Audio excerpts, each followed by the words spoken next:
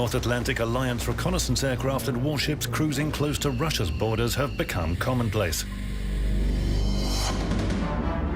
Along with military hardware redeployment and large-scale exercises, NATO has also developed its offensive capability near the Russian borders.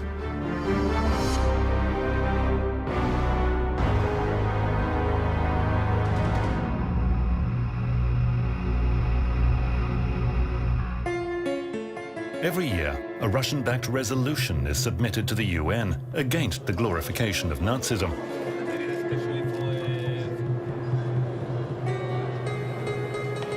The outcome is always the same. The US votes against it, and in recent years with Ukrainian backing. Typically, the EU abstains. But with most countries voting in favor, the document is accepted, but it's only advisory. Peter Kuznick, a writer and history professor at the American University in Washington, summarizes the USA's official position. The United States says that we're not going to prevent freedom of speech. The United States says that even neo-Nazis have the right to speak and to assemble. A German journalist and filmmaker, Mark Bartelmeier, sees the Ukrainian and US positions differently. Das würden die Amerikaner niemals würden die das tun, diese Resolution annehmen. Und die Ukrainer schon gar nicht, weil sie würden damit verurteilen, was sie selbst tun. The modern Western world generally considers Hitler's Nazism to be something atypical of European democracies. The Führer's doctrine on superior and inferior races rather appeared out of thin air in Europe due to an unlucky turn of events. The prerequisites for it had never existed before.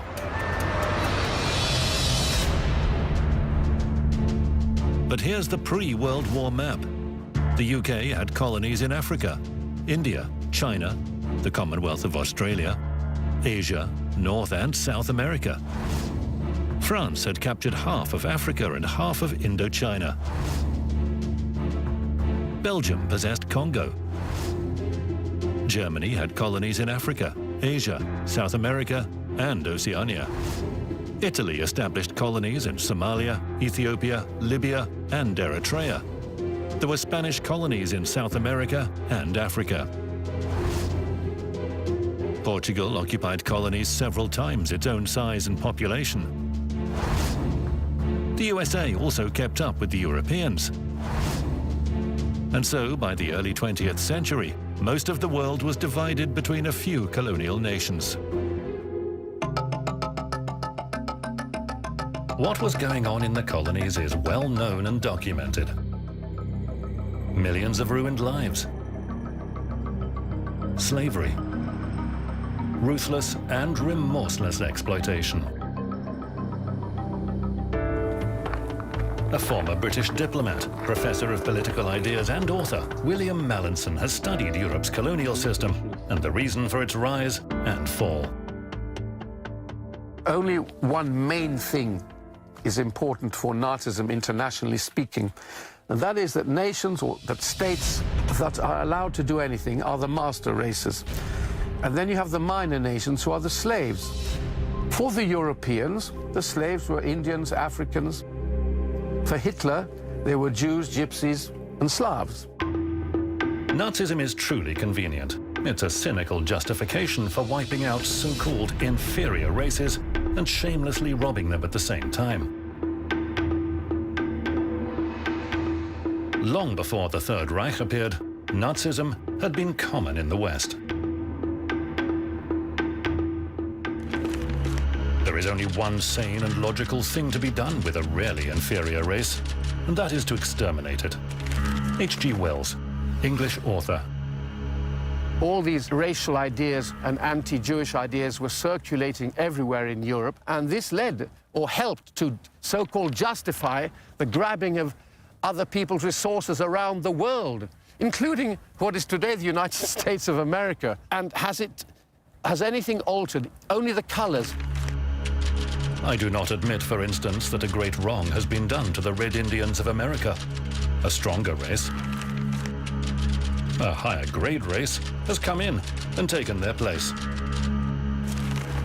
Winston Churchill. The second quote refers to the genocide of Native Americans that continued for around 300 years. About 90% of the continent's indigenous peoples were wiped out. Counter-terrorist expert and former US Army analyst Scott Bennett investigates crimes against humanity. The American Indians were seen as a scourge, as a social pariah that needed to be expunged, expelled, and exterminated from much of the eastern seaboard. The elimination of so-called inferior races and extermination camps were typical of the West. Hitler had hardly come up with anything new. Bloemfontein, 1901, British concentration camp. Mauthausen, 1945, a Nazi extermination camp.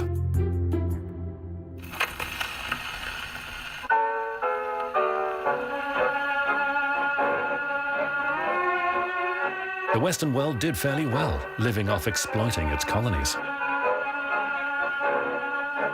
The British Empire was extremely profitable for the British. The French tried to copy. In his books and articles, Paul Craig Roberts, professor of economics and well-known journalist and former US Assistant Secretary of the Treasury for Economic Policy, analyzes the economic factors destabilizing the world. I don't think that we can attribute European colonialism to anything other than money-making.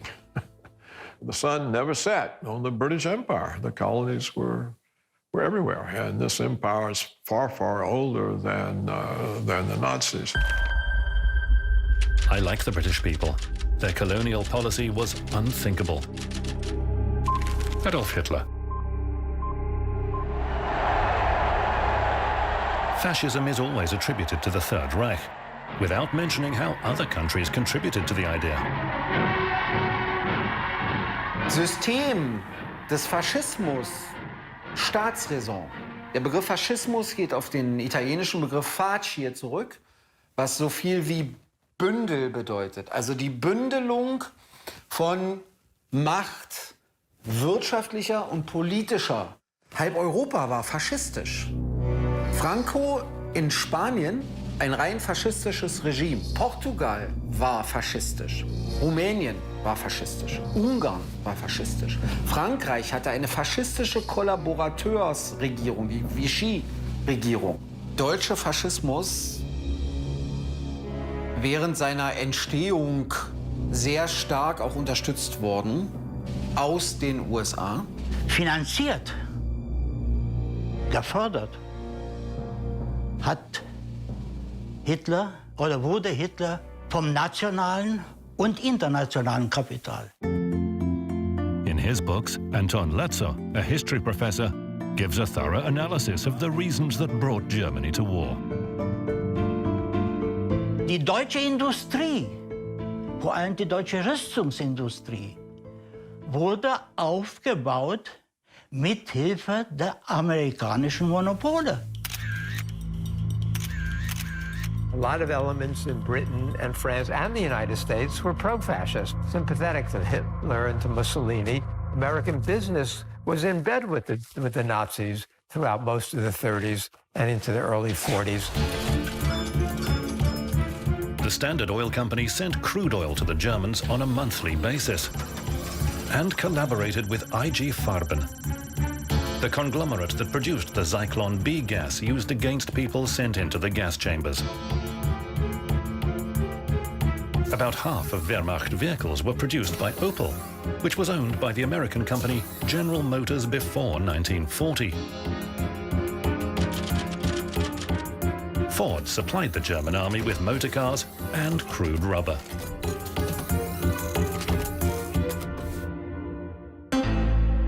In July 1938, for his support of Nazi Germany, the American manufacturer, Henry Ford,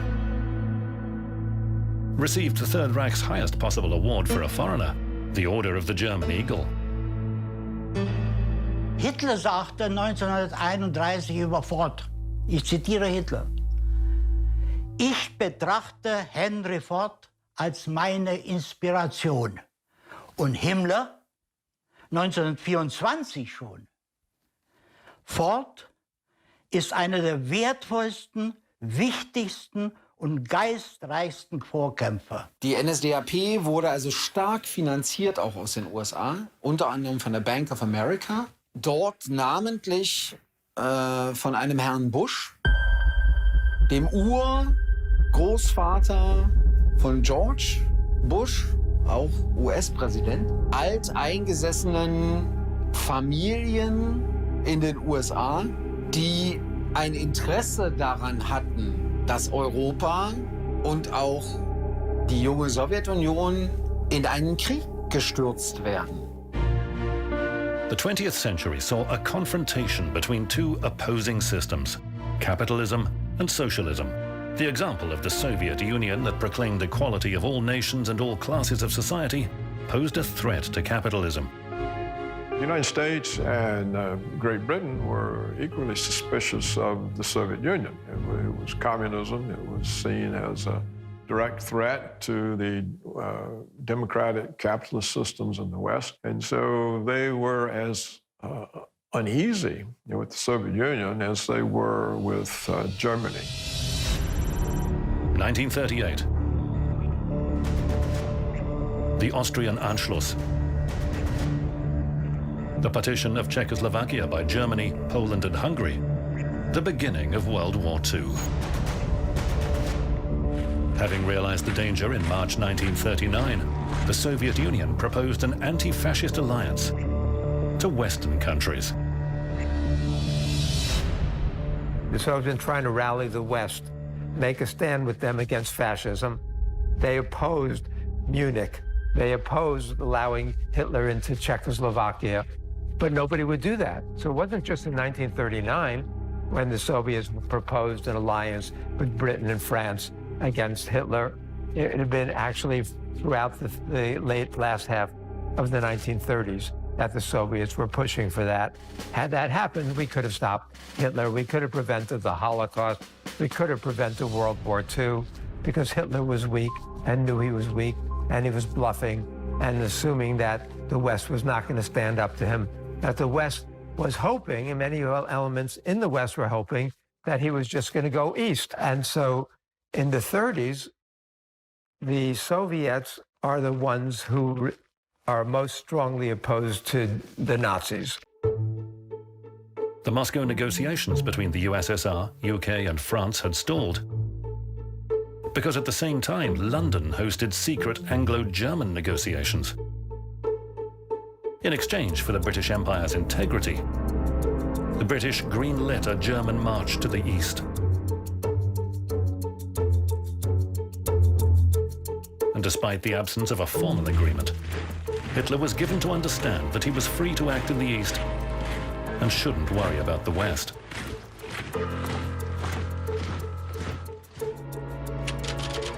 When we speak of new territory in Europe today, we must principally think of Russia.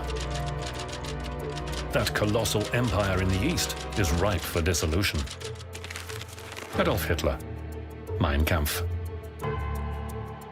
Hitler makes clear in Mein Kampf in 1925 that the real goal is to take over Ukraine and going to the east against the Soviet Union. That was always Hitler's real goal. And the Europeans understood that in some ways. Poland, too, was preparing to invade the USSR with Hitler.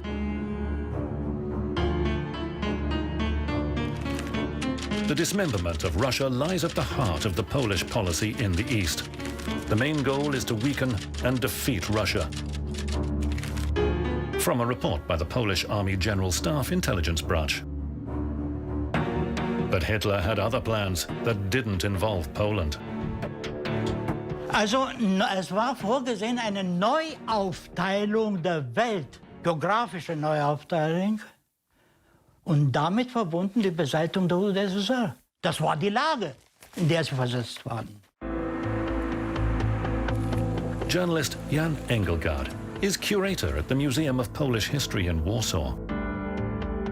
Znajdujemy się przed fotografią, która przedstawia wspólną defiladę wojsk radzieckich i niemieckich we wrześniu 1939 roku po pakcie Ribbentrop-Mołotow. To jest ważna fotografia, bo przedstawia ona wydarzenia, które w polskiej pamięci historycznej odgrywa bardzo dużą rolę. Nie ma tutaj miejsca na fałszowanie historii, bo takie fakty istniały. But there were other facts too, about which the West prefers to keep silent. The Molotov-Ribbentrop Pact was only signed after all leading European powers had made deals with Hitler. 1933. Germany, France, UK and Italy signed the Four-Power Pact. 1934. Poland and Germany sign a non-aggression declaration. 1935. The UK and Germany sign a naval agreement. 1938. The UK, France and Italy agree to the partition of Czechoslovakia between Germany, Poland and Hungary. 1939. Latvia and Estonia sign non-aggression pacts with Germany. Es war klar, dass ein Angriff von Deutschland drohte. Und wenn die Sowjetunion nicht bestimmte Maßnahmen ergriffen hätte zu diesem Zeitpunkt, dann wäre das einfach fahrlässig gewesen, auch dem eigenen Volk gegenüber, wenn ein aggressiver Gegner an den Grenzen steht und dort ganze Armeen auffährt. Here's what well-known American author Dean Henderson thinks of past events. Poland and Hungary invaded Czechoslovakia before Hitler invaded Poland because Poland and Hungary were working already with the Nazis, and France and England basically threw Czechoslovakia under the bus. And they don't really want us to remember that part, you see, but they just abandoned them. And again, if it hadn't been for Stalin coming on the Eastern Front, they would abandon a lot more people in Eastern Europe as well. However, on September the 19th, 2019, the European Parliament adopted a resolution stating that it was Germany and the USSR that paved the way for World War II. Warum die EU-Kommission das macht? Ich denke, da sind auch wieder Interessengruppen, gerade aus dem Baltikum und auch aus Polen, die ganz stark dort Lobbyismus betreiben. Aber es sind extreme nationalistische Kräfte.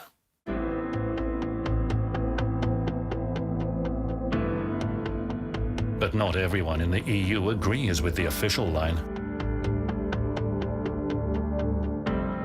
Porównywanie Stalina do Hitlera i zrównywanie radzieckiego komunizmu, radzieckiego socjalizmu z niemieckim nazizmem jest to szczególna podłość historyczna z tego typu stwierdzenie i nie powinno być zgody na tego typu działania. Die Versuche, die Sowjetunion als einen der Verursacher des Zweiten Weltkrieges darzustellen, ist nicht nur aus meiner Sicht, sondern ich denke auch aus historischer Sicht kompletter Unsinn. United Europe seems keen to erase from history a very unflattering fact,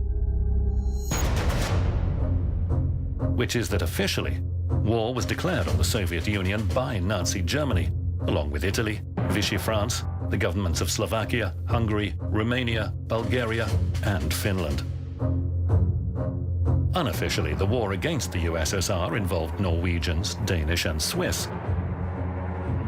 As part of the Viking and Nordland SS divisions, the Dutch Nederland SS, Belgian SS volunteers, the Flanders Legion, the Spanish Blue Division, the Albanian Skanderberg SS, as well as notoriously vicious SS officers from Lithuania, Estonia, and Ukraine.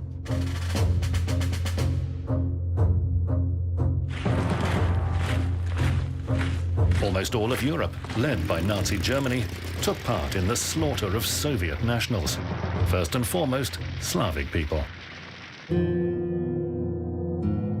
Denn Hitler wurde an die Macht gebracht. Und zwar weil Hitler derjenige war, der die aggressivste Politik versprach, mit der man die Welt neu aufteilen konnte.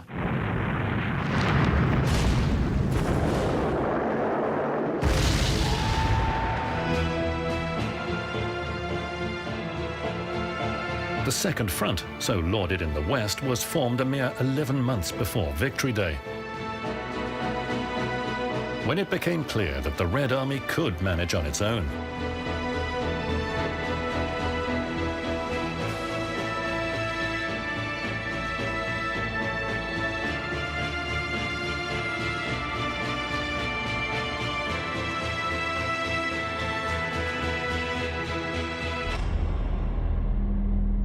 Throughout most of the war, the Americans and the British were confronting 10 German divisions between us, while the Soviets were confronting more than 200 German divisions by themselves.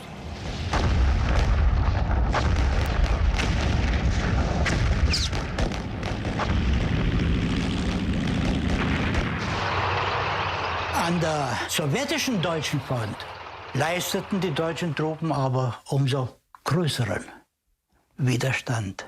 Der sowjetische Regierungschef schrieb deshalb an Roosevelt wieder, und das Ergebnis ist, dass die Deutschen an der Westfront in der betreffenden Minute den Krieg gegen England und Amerika tatsächlich beendeten.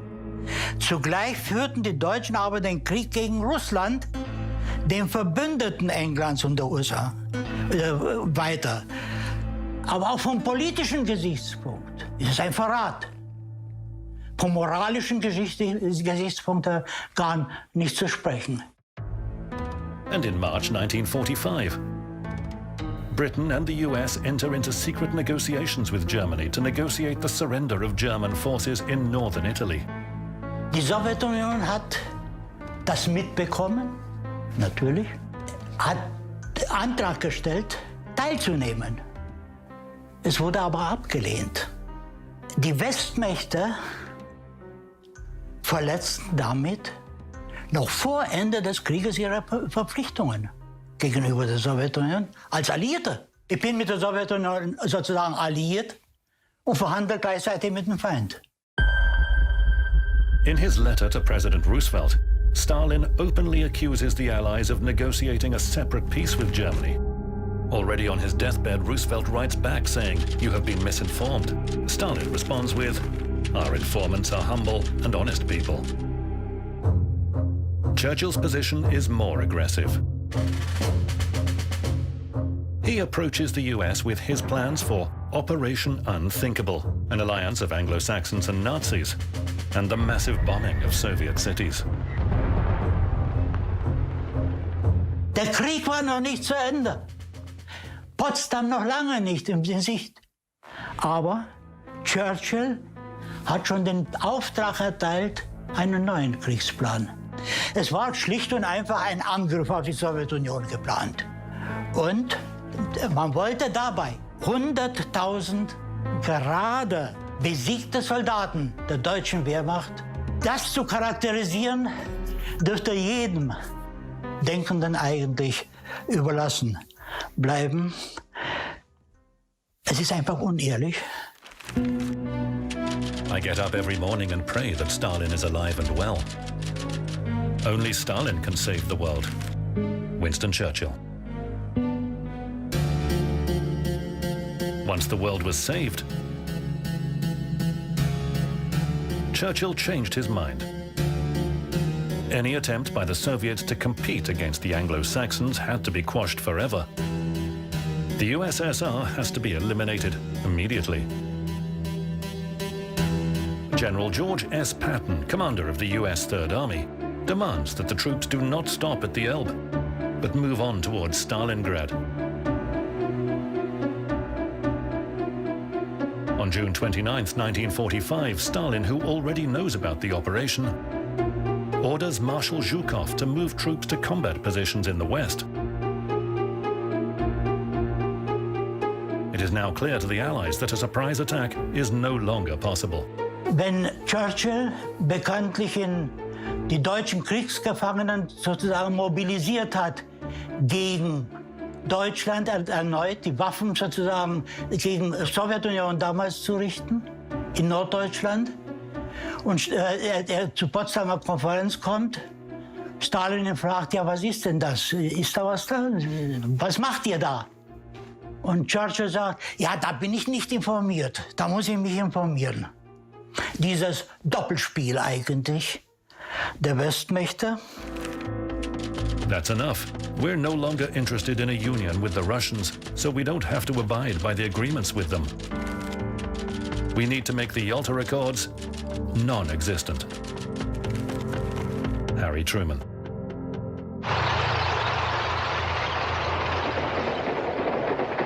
But the Allies need the Red Army in the Far East, where the 1.5 million strong Kwantung Army is waiting. The US and Britain had a hard time retaking several islands from Japan and would welcome some help. What the Japanese dreaded the most was the idea that the Soviets might come into the Pacific War. Truman understood this. Stalin assures him that the Russians are coming in on schedule. Truman writes in his diary, says Stalin will be in the Jap War by August 15th. Finny Japs when that occurs. The invincible Kwantung Army was able to hold out for just 20 days. The Red Army's outstanding Manchurian operation ended in complete victory.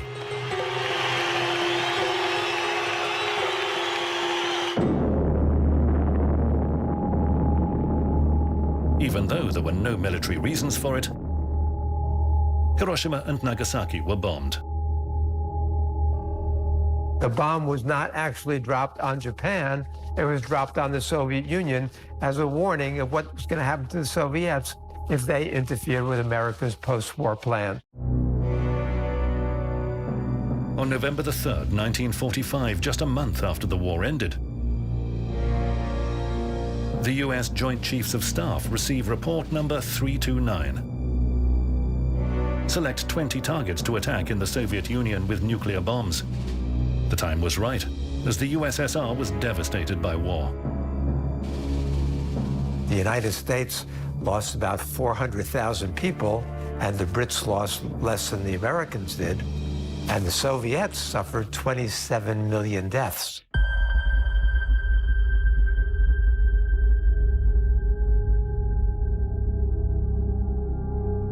$27 million is an incredible number.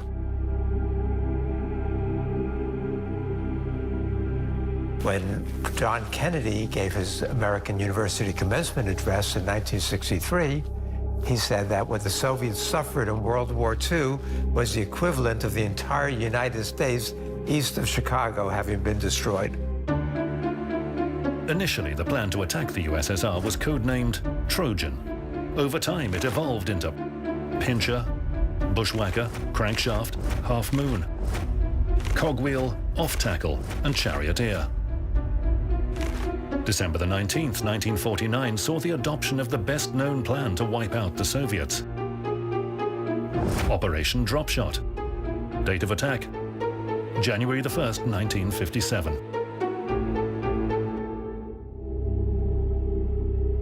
The plan outlined the complete annihilation of the USSR under the democratic guise of liberating the nations from communism. But those very nations would be wiped out along with communism.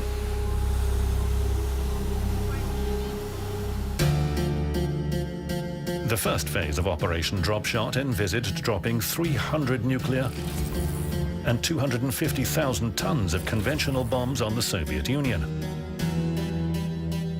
100 Soviet cities were pre-selected as targets. The second phase. The USSR is attacked by 250 NATO divisions. Soviet ports are taken over by NATO naval forces. The third phase.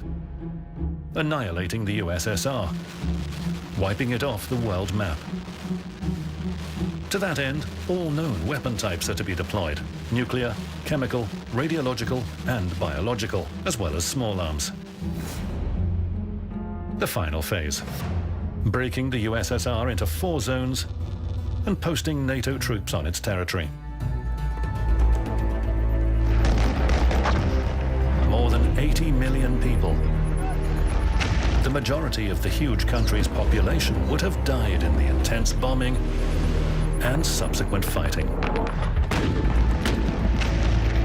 We have a series of these kinds of war plans. When Kennedy is briefed on them in the early 1960s, he was horrified. You know, and he said, we call ourselves a human race. But these plans continued for preemptive attacks against the Soviet Union. This was, in essence, an updated version of the Nazi General Plan Ost that envisaged eliminating millions of Slavic people.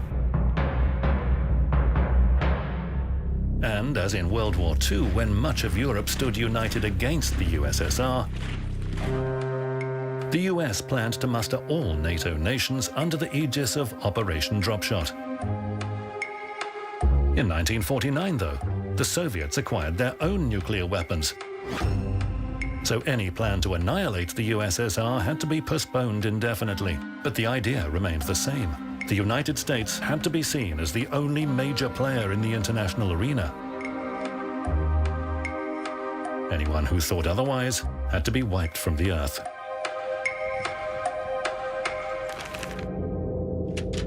The Soviet Union itself is no more. This is a victory for democracy and freedom. These events clearly serve our national interest. George Bush. Zusammenbruch der Sowjetunion, eigentlich wie eine Art Filetstück auf dem silbernen Tablett lag und man musste sich nur noch bedienen an diesem Land und an seinen Ressourcen. Wenn man sich anschaut, was in den 90ern in Russland passiert ist, also der komplette Plünderung dieses Landes.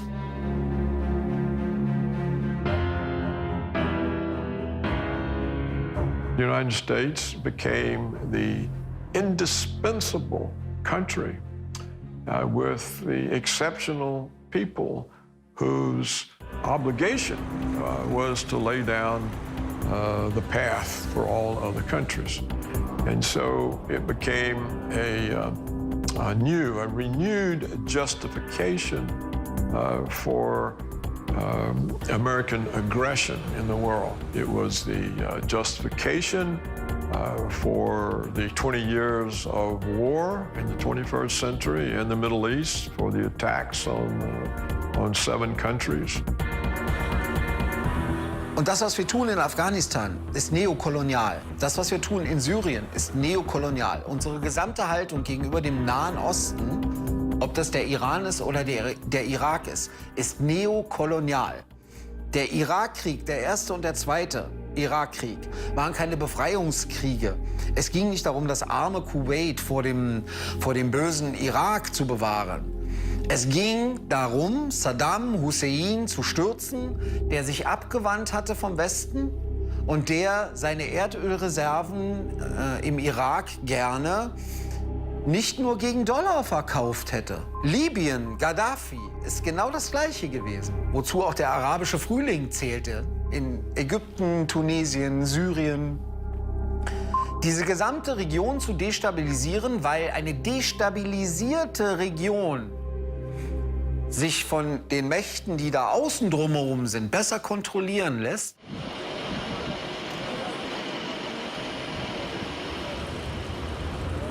The reason U.S. hegemony is so dangerous is it denies the sovereignty of other countries.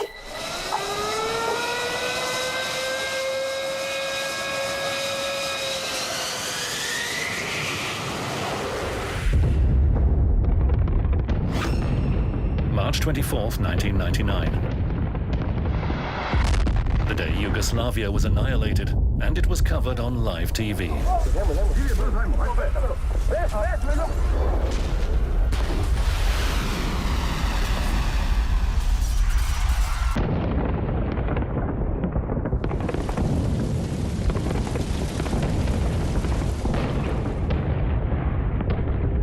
Lawyer Srđan Aleksić and General Božidar Djelić witnessed the events and still remember those terrible days.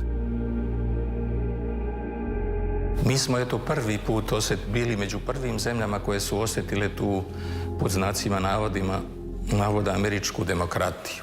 Mi smo doživjeli jednu tragediju koja je jedna mala zemlja od jednog takvog moćnog saveza koji jednostavno ignorisao sve međunarodne propise i napao bez odobrenja Ujedinjenih nacija samovoljno jednu malu Srbiju i Crnu Goru i izazvao nam veliku katastrofu. Operation Allied Force has been called a genocide, with Slobodan Milosevic's tyrannical regime the justification. But many say the real reason was Yugoslavia's economic independence and refusal to join NATO. Lawyer Goran Petronijevic spent years researching documents that he says corroborate NATO crimes committed in his homeland. Njihov plan je bio da se Balkan stavi pod kontrolu još 90. godina. I dan danas je njihova strategija težnja da dođu do ruskih granica i okruživanje Rusije zarad prirodnih bogatstava koje Rusija ima. With the Warsaw Treaty Organization gone, the world had become unipolar. Für die ganze Existenz des Warschauer Vertrages gab es nicht sozusagen keinen Schuss in Europa, keinen Krieg. Der Warschauer Vertrag ist verschwunden, wurde aufgelöst und schon gab es Krieg auf dem Balkan. Veliku ekonomsku štetu, 120 milijardi, preko 3000 ljudi je poginulo, 87 dece i velika šteta.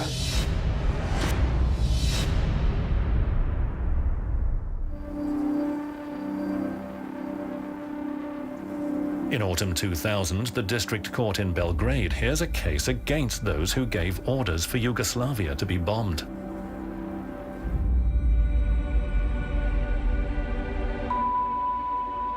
Bio sam predsjednik veća Vrhovnog suda u Beogradu koji je doneo presudu protiv Clintona, Blaira, Solane i ostalih. Among the others who were sentenced to 20 years in prison were the French President, Jacques Chirac, the German Chancellor, Gerhard Schröder, the US Secretary of State, Madeleine Albright, the NATO Secretary-General, Javier Solana, the Supreme Allied Commander in Europe, Wesley Clark, and NATO Ministers of Foreign Affairs and Defense.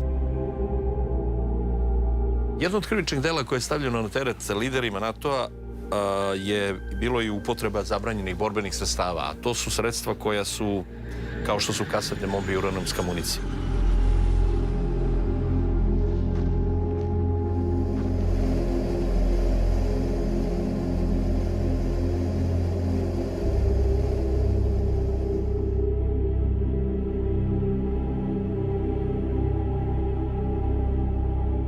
I veliki broj ljudi je kao posljedica oboljevanja, malignih oboljenja koje je dobio od dejstva osiromašenog uranijuma. I ja sam se 10 godina posle bombardovanja praktično razboleo i doktori su utvrdili da tumori koje sam operisao su nastali kao posljedica osiromašenog uranijuma. Ja sam imao priliku da u Briselu postavim pitanje Wesliju Clarku, komandantu NATO-a. Ja sam ga nazvao planetarnim zločincem, jer on to i jest.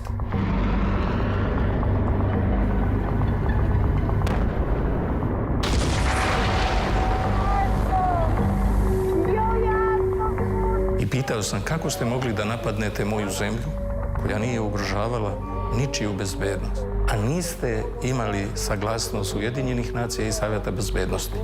I on kaže, da, tačno je.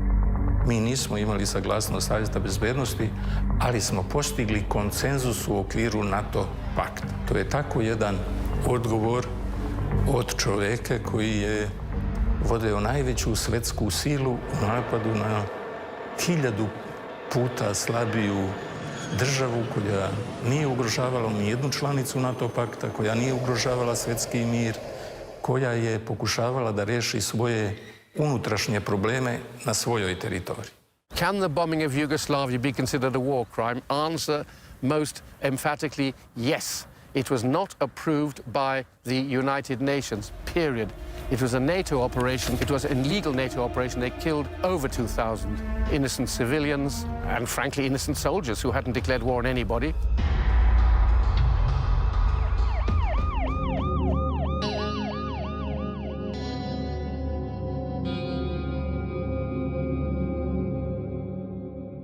It was also a vicarious war. It was intended to show Russia, the new Russia, that it couldn't go too far. Da Sovjetski savez nije na vreme obezbedio atomsku bombu, taj scenario njegovog razbijanja ili uništenja desio bi se mnogo ranije nego što se desio ovaj naš jugoslovenski scenarij, odnosno razbijanje Jugoslavije.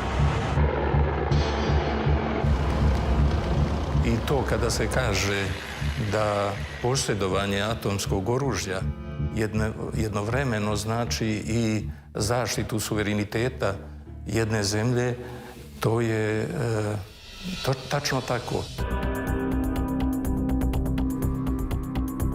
After the collapse of the Warsaw Treaty Organization, NATO expanded east, despite having promised not to. But they did. NATO said, ha, it's ours. We move east. International law exists as long as it serves American interests. If it doesn't exist. So, truthfully, there's no such thing as international law.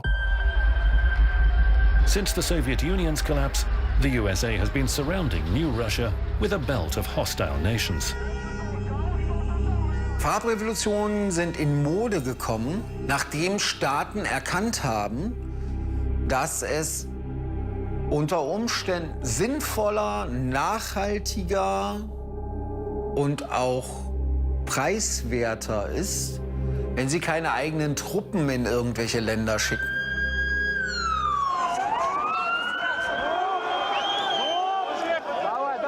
The color revolutions is a strategy to overthrow these regimes, install puppets, and that are there from that point forward are very susceptible to influence. Kyrgyzstan, Georgia, and Ukraine, these countries were targeted by the George H.W. Bush, or George W. Bush, the senior vice president of Ronald Reagan, and bribed with hundreds of millions of dollars.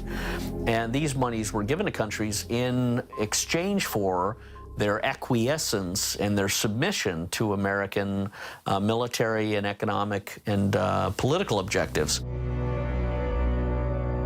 A ring of NATO military bases is being formed around Russia. The US and NATO have over 600 military bases worldwide. Russia has just 18. But the West still claims that Russia has aggressive intent. By turning the Russians, the Soviets, into this dangerous boogeyman that wants to take over the world. That was a conscious strategy to create this image of the Soviets as out for world conquest, which was not the case then or now. NATO should have died, but they wanted to give it meaning. It is about interests created by NATO, NATO's business machine. Because you must remember, if NATO were disbanded, shareholders in the United States and elsewhere in large arms companies would lose millions and millions. They'd only have one yacht instead of 2 yachts each. Dear, oh dear, wouldn't that be terrible? There's a simple method to put it right with the rest of the world. We'll say we were forced to seize the territory, bring order, and maintain security. Adolf Hitler.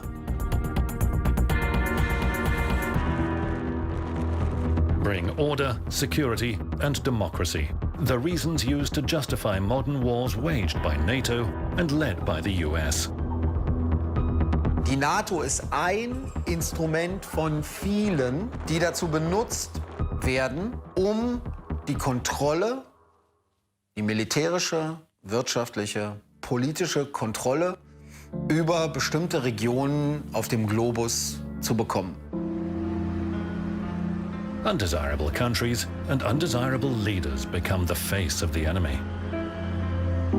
Und Kriege kann man nur führen, wenn man seinem eigenen Volk einen Feind präsentiert. Das heißt, Russland wird wieder zum Feind gemacht. Die Ablehnung des russischen Impfstoffs, die Sanktionen gegen Russland aufgrund der angeblichen Annexion der Krim und des Engagements im Donbass. Die Politik im Bereich Nawalny oder Skripal, ja, Novichok und all diese Dinge sind nur dafür da, um ein Feindbild aufzubauen und aufrechtzuerhalten. Um nichts anderes geht's. Das ist alles Bestandteil von meiner Ansicht nach sogar Kriegsvorbereitung. Dass im Falle einer Konfrontation der Westen genau weiß, wer sein Feind ist.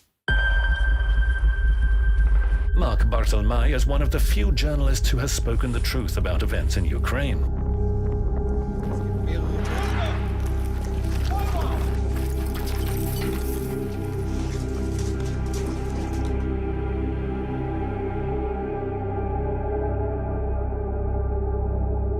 His documentary, Ukrainian Agony, caused a stir in the Western world.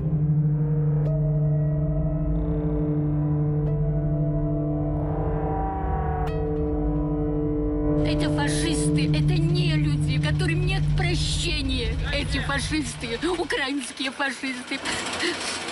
Also die Situation in der Ukraine findet de facto in der Berichterstattung ja überhaupt nicht statt im Moment.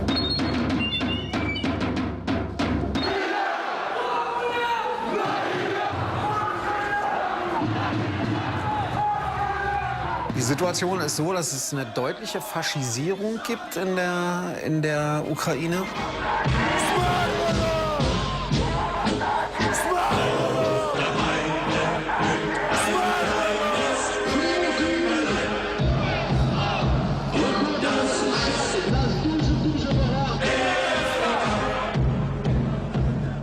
Sie bewegt sich in eine Richtung, die Europa eigentlich nicht wahrnehmen möchte.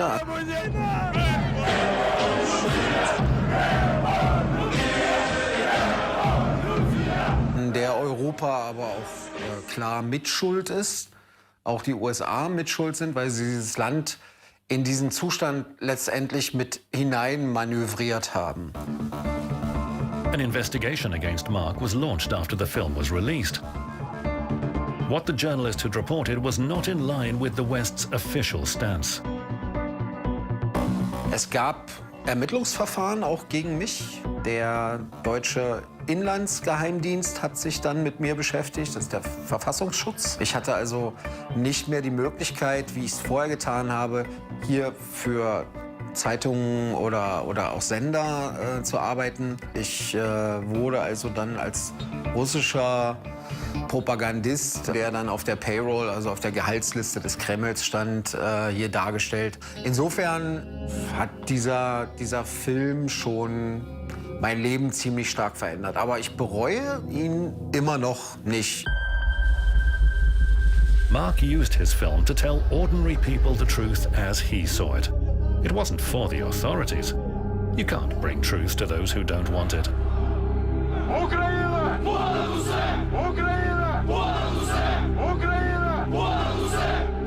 Clearly, whether or not the Bandera people are reviving Nazism is of no concern whatsoever to the United States or NATO. Anything that makes the Ukrainians willing to cause trouble with Russia is welcomed. The United States approves of is the trouble that the Ukraine is apparently prepared to present Russia. American politicians don't see eye to eye on many issues, but there is something on which they always agree. America is exceptional. To wreck our economy again. But what does that mean? Here's how American journalist and Pulitzer Prize winner Eric Lichtblau explains it. Americans, Barack Obama and others, have had a concept of American exceptionalism, which I think means living to a higher moral ideal based on democracy and freedom and human rights. And that's just simply untrue. So the exceptionalism, in one regard, claims to be a license to do anything without fear of repercussions. It's also an indicator to the world that the exceptionalism that America uses in its international war planning is one of the greatest threats to the populations of different nations.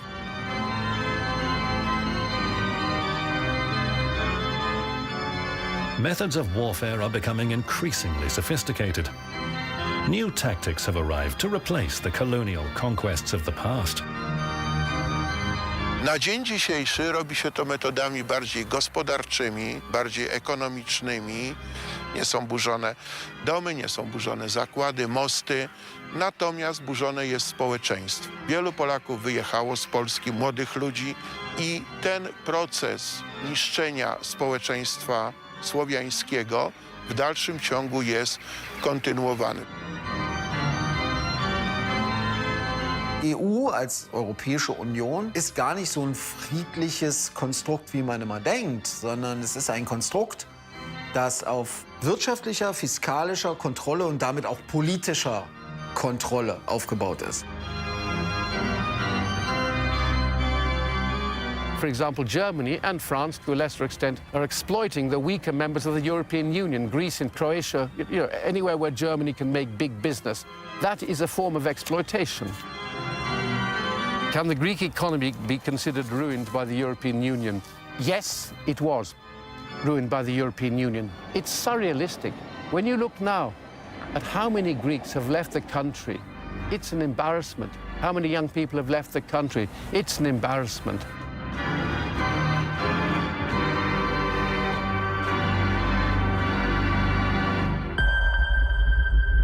Resources are being depleted, but yet another attempt at dividing the world has become a major item on the modern agenda. Soviet Russia is a pie that needs to be smartly divided and eaten. Adolf Hitler.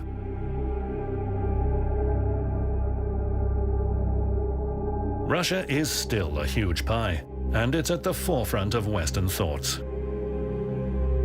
Der Kapitalismus muss Märkte kontrollieren, muss Ressourcen kontrollieren.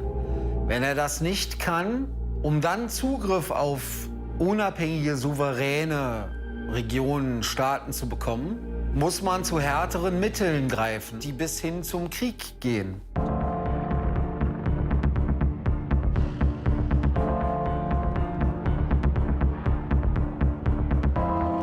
We now have a situation where the United States has given to Ukraine a military guarantee against Russian intervention in the event Ukraine renews its invasion of Donbass. So clearly, yes, we're headed in the direction of war. If the Ukrainians take this guarantee seriously, as the Poles took the British guarantee in 1939, then surely a war could break out at any time. Also ich glaube, kein Volk auf dieser Welt will Krieg. Die Gefahr geht halt immer davon aus, wenn Politik und Medien beginnen, extreme Propaganda zu betreiben.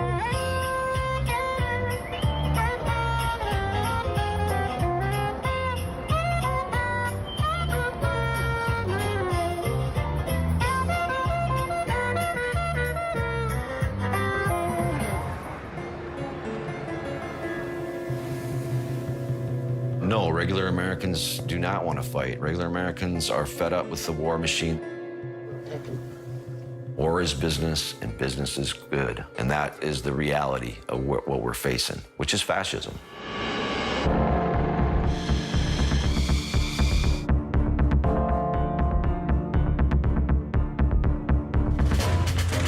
History repeats itself.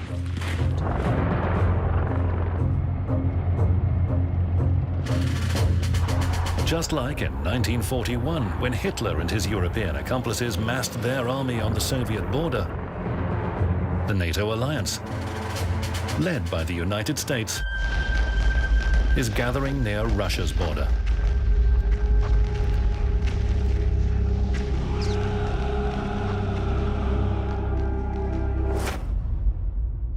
History teaches us that man learns nothing from history. Hegel.